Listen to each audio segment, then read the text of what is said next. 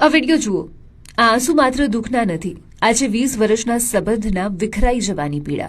છત્તીસગઢના સરાગોદી ગામમાંથી આવેલી આ ઘટના એક ઝાડ કાપવાની નહીં પણ એક માતાનું હૃદય તૂટવાની કહાની છે. વિચારો, જે વૃક્ષના માતાએ પોતાના હાથે રોપ્યું હતું, પોતાના બાળકની જેમ ઉછેર્યું હતું, 20 વર્ષ સુધી જેની છાયામાં શાંતિ મેળવી હતી, તે વૃક્ષ આજે બેરહેમીથી કાપી નાખવામાં આવ્યું.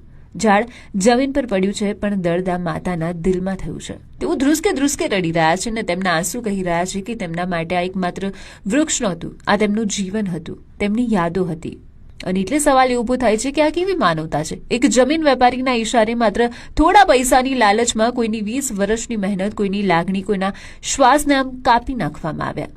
આ વિડીયો હાલ સોશિયલ મીડિયા પર ખૂબ જ વધારે વાયરલ થઈ રહ્યો છે. આજે ગામના લોકો રસ્તા પર ઉતરી આવ્યા છે. આ પ્રદર્શન એ વાતનો પુરાવો છે કે પ્રકૃતિ સાથેનો આપણો સંબંધ આજે પણ કેટલો ઊંડો છે. હવે જોવાનું એ રહ્યું કે આના પર કોઈ કડક કાર્યવાહી થાય છે કે નહીં. પણ સવાલ એ પણ ઉભો થાય છે કે જો સજા મળશે તો શું એનાથી માતાનું દર્દ ઓછું થઈ શકશે?